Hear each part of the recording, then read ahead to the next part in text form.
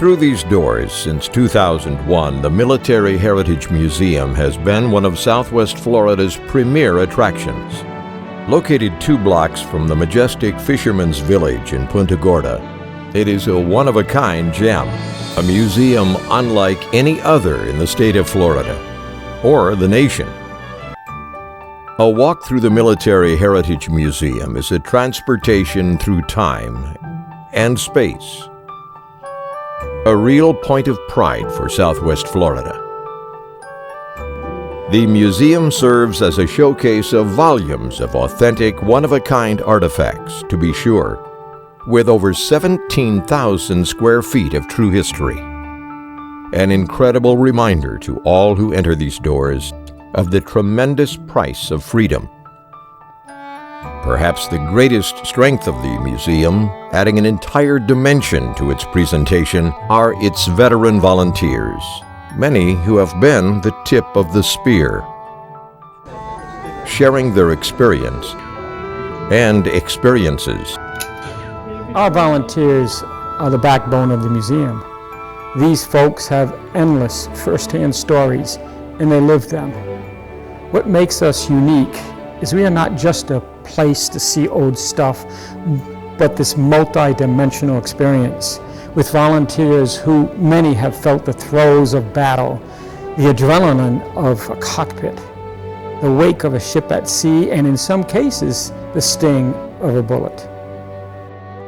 Here in Charlotte County, we have over, I believe, 30,000 veterans. Majority of our veterans are those that came from the Vietnam era. So that's our main volunteer pool. The majority of our volunteers are veterans that served between World War II to present day. These guys are just guys looking to keep serving, to give back to the community. Florida has the 3rd largest veteran population in the country and is ranked the #1 veteran-friendly state. So this is as it should be, that veterans step up and join in, helping to create this unique venue. Here at the Military Heritage Museum, we have over 100 veteran volunteers, donating thousands of hours of continued service to tell their stories. Why do they do it? Well, we'll let them tell you. I served in the Army in Korea, 1950 to 1952. In the Air Force, I went to Vietnam in 1964, came back in 65. I'm 87 right now. I'm living here, I got spare time, and I'm interested in showing the people what the GIs had to go through. I'm a United States Marine, and I served in the Marine Corps from 1965 to 1971. And I served in Vietnam. I had 2 tours from 1965 and 66, and then 67 and 68. In my first tour, I was wounded in my 13th month. About a year and a half ago, I came back to this museum because they had moved into the new facility. They were tremendously impressed with my academic background, but more specifically because I'm an old guy and I'm a combat veteran. So this was a perfect place for me to be. It's both an interesting place and the environment is a friendly environment. I'm surrounded with other veterans. I've been kind of looking for something like this to do since I got out of the Army. Here at the Military Museum, we're kind of unique in that you don't just learn about heroes, you meet them, you hear their unique stories, and even ask them questions. Just hanging around with guys and talking about our service with the guys that work here as well as the clients that come through every day, meeting people that have a common bond. It's not just a museum, it's a living museum. Obviously, like the aviation, I did it for 43 years. To be able to be retired and still come in here and work with people and share what I did for so many years, it's very rewarding. To do what I'm doing, I'm working in the simulator part, the flight ops part, bringing somebody, setting them down in the chair and talking about the flying and letting them get an experience of doing something they've never done before. And they walk away with smiles. So it's a lot of fun. the benefits, I get to work with my fellow vets, and I get to meet some wonderful people. What drew me to the job is just, it's something that I love doing, is interacting with anybody related to or connected with military in any way. And just enjoy listening to stories and talking about our experiences in the military. It's extraordinarily satisfying. You get to meet some awesome guys, all walks of life, from all over the country. I've been at the museum for about 6.5 years, ever since we moved here full time. I was at the other museum for about 3 years. I work at the flight simulator room, and I also give tours on our Huey Medevac helicopter. When we have guests here at the museum, I run into people all the time that were at the same place I was in Vietnam, did the same thing. So it's pretty interesting. I love flying with the simulators. We have numerous retired military pilots and civilian pilots, and they've taught me how to fly, and I really like it. I was a mechanic, crew chief on an OH-58 and a UH-1 Huey. I started volunteering at the museum in February of 2011. When I started volunteering, I realized that I was sitting around the house too much. I did a tour of the old museum at Fisherman's Village and realized that I had a calling to kind of come and spend some time, and it was great doing it and being around military. I enjoy being around people, and I still enjoy being around the veterans. Kind of brings me back to my old days of when I used to fly. I don't think there's a place that has this kind of flying talent anywhere. The experience that the veterans have here is just unbelievable.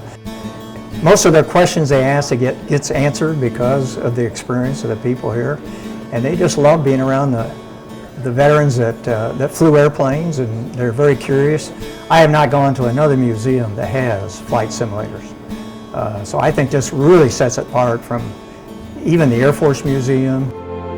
I retired as a Command Chief Master Sergeant. I did a total of 34 years military service. I did 5 years in the Army, and I did 29 years in the Air Force Reserve. I'm 6th generation military. I actually had 2 grandfathers, father and son, who fought at Bunker Hill. But I came here to educate people. And that's our job here. You know, you can have a tour guide, and you can have what we call a docent. And a tour guide walks around pointing out artifacts of people. Well, you can train anybody to do that. And we teach people what they didn't learn in school. As the old saying goes, those who fail to learn from the mistakes of history are doomed to repeat them. I had this family come in one day, a mother, father, and about a 12, 13-year-old boy. And the boy walked up to me and he said, "Sir, can I ask you a question? I've seen a lot of movies about World War II. Does that mean there was a World War I? Kids in most states get 1 year of U.S. history, and they're lucky if they get past the Civil War." People come in and ask us questions. They're people who have a genuine interest in what we have to say and what information we can provide, and it's very comforting. We're allowed to reminisce, we're allowed to re-examine our own history, and we're allowed to change our mind about what we thought 45, 50 years ago and how we view it now. It's a nice museum, it really is. It's got a fine collection. And me being a military guy, I'm also a collector of military, so I just love being in here with the stuff that I like to collect. We're one of the 2 largest museums in the state of Florida that are dedicated to all the branches of service. Advertising and the size of the museum invites individuals who are visitors to come to this museum, and you make a plan to come here. It's not like you wound up at the shopping center. Everybody has a relative that's served. We try to teach people to appreciate and honor that person that gave up part of their life, whether they were in combat or not. We don't have a military base anywhere around here, probably 100 miles from here. So a place where we can gather and get together, and also a place where the civilians can get a taste of what the military's about. That's what I like about the museum. Without it, we would have no exposure to the military in Southwest Florida. It's like a safe place to hang your helmet. And the guys that come in here, they're very comfortable with that. I'm a 100% disabled veteran, and one of the things that I have is PTSD. And being able to talk about it and relate to other people in the same way helps a lot. We really do enjoy working here. It is. It's not like a chore. Yeah, we just like being around each other. I mean, whether I was Army, whether I'm here celebrating the birthday of the Marine Corps or talking to people from the Air Force, doesn't matter to me. We're all equally important. I would say that this would be very beneficial for anybody that wants to do volunteer work. More than once, I've talked to youngsters, and we give small children a little model of a soldier when they come, and we tell them, touch the back of my hand, and years from now you can say that you met a combat veteran from a war that nobody seems to remember, the Vietnam era war. And maybe, like me, remembering a fellow who fought in the Boer War, the Spanish-American War, a youngster will say, I met one of those guys once. Every year, tens of thousands visit Southwest Florida's most treasured museum, view her artifacts, and touch the souls of veterans, both living and deceased. What sets our museum apart is you hear the stories both firsthand and via archives of the brave, the sacred, and the exceptional, the American service member. It's pretty special. Today, enjoy your visit and take advantage of the truly multidimensional historical experience of the Military Heritage Museum, where heroes walk and where heroes work.